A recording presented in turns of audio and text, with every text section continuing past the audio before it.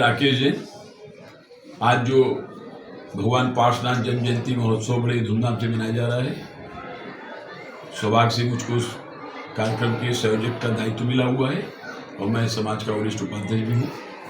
जी, एक विशाल जो है शोभा यात्रा निकाली गई है और हमारे विशिष्ट अतिथियों के तौर पर दयाशंकर मिश्र जी और विशिष्ट जो है राजनेता आने वाले हैं, इस पर क्या कहेंगे? देखिए, आज प्रभु पार्श्वनाथ जो जैन धर्म के 23वें तीर्थंकर हैं, उनका जन्मोत्सव काशी का दिगंबर जैन समाज बड़े धूमधाम से मना रहा है। जिस तरह से घर में शादी ब्याह का उत्सव मनाया जाता है, उसी तरह से दिगंबर जैन धर्मावलंबी अपने भगवान का उत्सव मनाते हैं। जैन धर्म के 23वें तीर्थंकर भगवान पार्श्वनाथ की जन्मस्थली होने का सौभाग्य काशी को प्राप्त हुआ है। और उससे तो काशी 4 भगवानों की जन्मस्थली है, क्रमशः भगवान चंदा प्रभु, पार्श्वनाथ, श्रेयांसनाथ और 23वें तीर्थंकर भगवान पार्श्वनाथ। इस अवसर पर समाज के अत्यंत प्राचीन ग्वालदास साहोलिन स्थित पंचायती जैन मंदिर से बड़े भव्य रूप में चांदी की नालकी में चांदी की गज रथ पर प्रभु की प्रतिमा को, जो स्वर्ण और रजत कलश स्वर्ण प्रतिमा होती है, उस पर विराजमान करके गज रथ पे बड़े धूमधाम से चौक लाया जाता है। और फिर एक विशाल शोभा यात्रा जिसमें काफ़ी विशाल रथ, हाथी, घोड़े, बैंड बाजे, बग्गियाँ इत्यादि सब उसमें शामिल होते हैं और बड़े ही धूमधाम से महिलाएं, पुरुष, बच्चे सब उस दिन एकदम तल्लीन होकर प्रभु की भक्ति में भजन गाते हुए गगोलिया, जंगमबाड़ी, सोनारपुरा इत्यादि क्षेत्रों में होते हुए भेलुपुर भगवान पार्श्वनाथ की जन्मस्थली में पर पहुँचते हैं और 108 स्वर्ण और रजत कलश से विश्व की शांति हेतु भगवान का पूजन अभिषेक होता है। आज के इस पावन अवसर पर हमारी शासन और प्रशासन से मांग है, केंद्र सरकार और प्रदेश सरकार से मांग है कि जिस प्रकार काशी विश्वनाथ धाम को विकसित किया गया, बहुत ज़्यादा पर्यटन और धार्मिक श्रद्धालु काशी में आते हैं, बहुत ज़्यादा उनकी आमद बढ़ गई है। जैसा कि मुझे कहने में कोई संकोच नहीं कि भारत की 24% रेवेन्यू जैन समाज से मिलती है और 42% रेवेन्यू अग्रवाल जैन समाज से मिलती है। तो ऐसे में अगर भारत सरकार द्वारा काशी के जन्म स्थलियों को विकसित किया जाता है, तो मैं प्रदेश सरकार को, केंद्र सरकार को ये वचन देता हूँ कि काशी में आने वाला रेवेन्यू दुगना हो जाएगा, क्योंकि जैन समाज इस टाइप की चीज़ों पे बड़ा जागरूक समाज है और बहुत ही ज़्यादा आस्था रखता है। तो भगवान पार्श्वनाथ की जन्मस्थली, इसका कितना ज़्यादा महत्व है। बहुत पहले अटल बिहारी वाजपेयी सरकार में लगभग 100 करोड़ रुपया जो है जन्मस्थलियों के विकास के लिए आवंटित किया गया था, लेकिन काशी में इत्तेफाक से 4 भगवानों की जन्मस्थली में वो रुपया नहीं लग पाया। अतः हमारी मांग है कि एक बढ़िया दीर्घकालीन योजना बना के समाज की जन्मस्थलियों को विकसित किया जाए।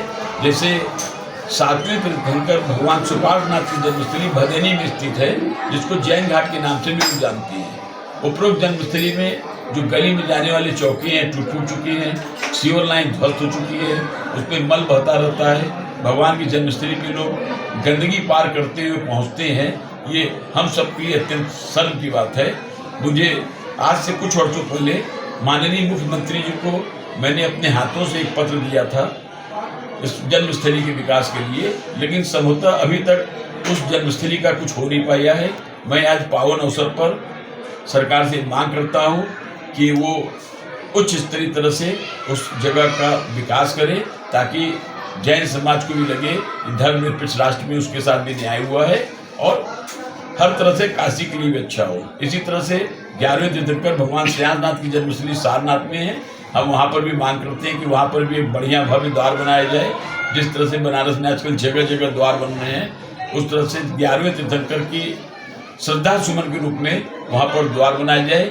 और जहाँ पे आज हम खड़े हैं भेलुपुर भगवान पार्श्वनाथ की जन्मस्थली है। प्रभु पार्श्वनाथ जो क्षत्रिय परिवार में जन्म लिए थे, राज परिवार में जन्म लेने के बाद उन्होंने संन्यास का रास्ता अपनाया और विश्व के विकास के लिए, विश्व के कल्याण के लिए उन्होंने कामना किया और सब कुछ छोड़ दिया। इतने महान तीर्थंकर के जन्मस्थली को उनके नाम के अनुरूप विकास किया जाए। यहाँ पर भी द्वार बनाए जाए, भेलपुर के नाम को भगवान पार्श्वनाथ पथ रखा जाए और एक अच्छी योजना बना के इसको भी काशी विश्वनाथ धाम की तरह से विकसित किया जाए। इसी प्रकार मार्कंडे महादेव के पास कैथी स्थित चंद्रावटी गांव में हमारे चंद्रपुरी भगवान विराजमान है।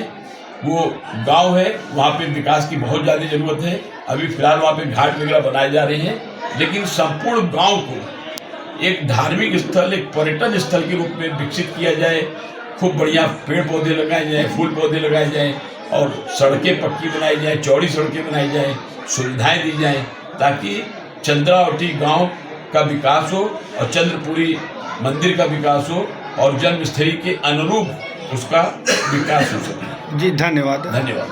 कुमार जैन है और आज इतना आनंदमय रथ से भगवान की शोभा यात्रा निकलते हुए अपने जन्मस्थली पहुंची और सभी ने बहुत आनंद किया। लेडीज लोगों ने नृत्य करते हुए और भजन गाते हुए, मतलब ये मानिए कि स्वर्ग का आनंद लेते हुए हम लोग आए।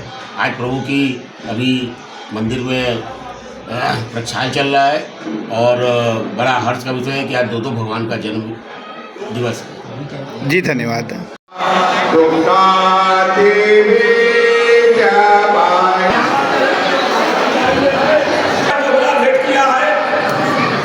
भगवान का जो है मन के साथ भगवान का दर्शन कर रहे हैं और हम ये कामना करते हैं कि जैसा मन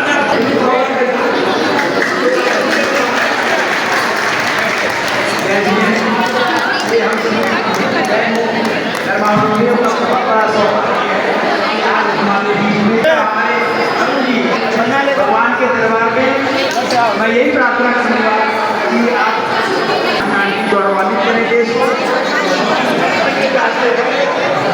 जी आज जैन श्वेतांबर मंदिर में आज प्रभु के जन्म दिवस के अवसर पर विविध कार्यक्रम यहाँ पर आयोजित किए गए हैं।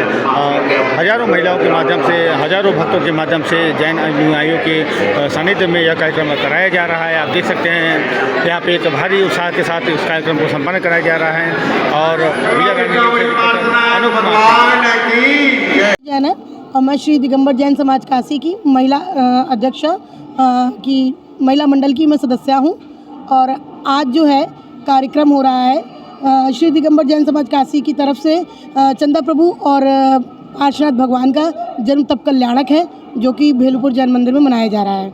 आज शोभा यात्रा कहाँ से कहाँ तक आई और कैसे समापन होगी, कैसे ये शोभा यात्रा है, क्या प्रसाद जी सांस्कृतिक प्रोग्राम्स भी है? जी, हालांकि 2 दिवसीय कार्यक्रम था। हम लोगों ने पूर्व संध्या का कार्यक्रम रखा था और बहुत सांस्कृतिक कार्यक्रम बच्चों द्वारा, महिलाओं द्वारा किए गए कल शाम 6 बजे। और आज ये शोभा यात्रा पंचायती जैन मंदिर से निकल करके चौक पे पूजा हुई।